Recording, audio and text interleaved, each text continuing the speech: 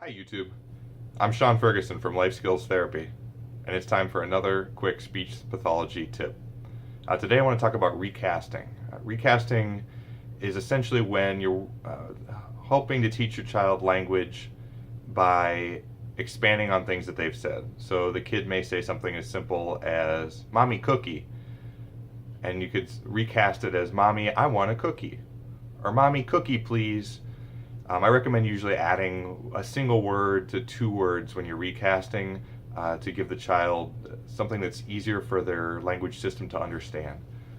In general, recasting serves to add, correct, or reinforce information without obstructing the natural flow of communication. It's one form of modeling language.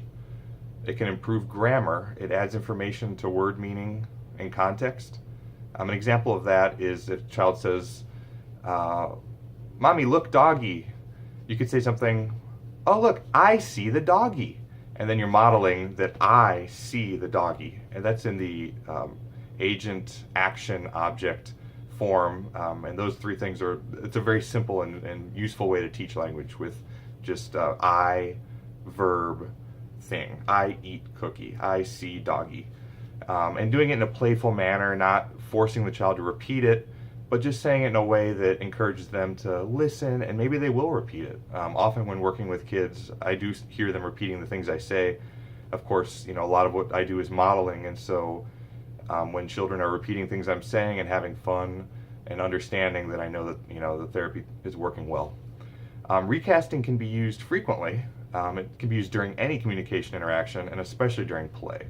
It's a lot of fun, again, especially if you're not trying to force the child to repeat the thing you're saying. So the important thing is just giving them an example. If they choose to repeat it, great. If not, that's okay too. The important thing is that they're understanding and listening. Again, some examples are, a child might say, "Eat cookie," and you could recast it, if you're eating a cookie, as "Mommy eats a cookie," or "Daddy eats a cookie," or "I'm eating a cookie." And you can even cut out the A. "I'm eating cookie." Depending on your child's language system and how simple you want to make it. Doggy cute. You could say, "Oh, the doggy is cute. Look, that's a cute doggy." Or even, "Ooh, ice cream." You could say, "I like ice cream."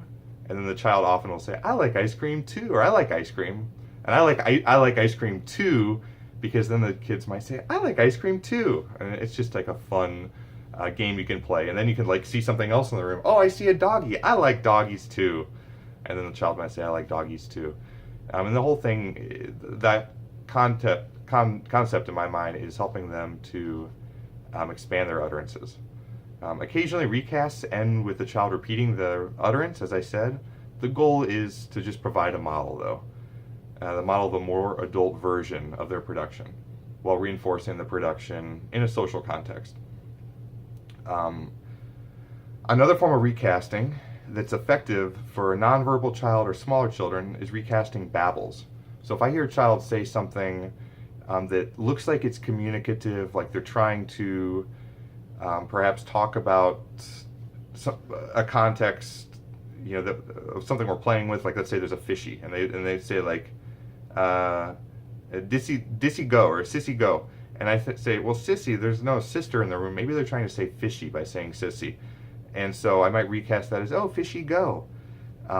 If we're playing with cars or a toy slide and the child says, "Bag go," I might interpret that as "car go," and I might say, "Car go, go car."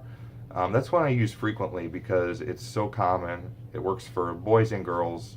Most kids love cars, especially the pullback ones that go quickly and can race across the room, because they're just a lot of fun. And "car go" is sometimes one of the first noun-verb combinations I hear with the kids I work with. Let's see, I've got a little more. So overall, all these tips on recasting help encourage productions. They model age-appropriate language and grammar.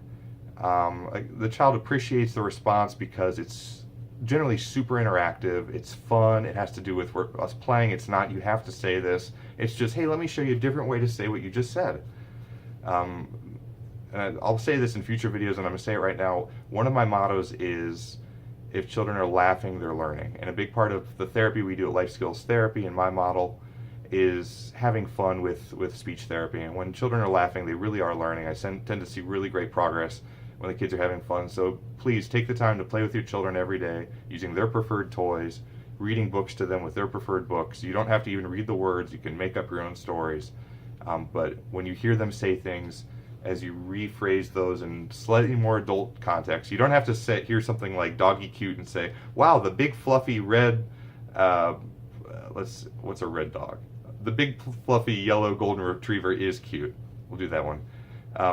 It's a little too much generally, but just adding a second or third word of doggy cute, of look, it's a cute dog, or look, the doggy is cute, is more than enough, and the child will hear that, and you're planting seeds in their language system.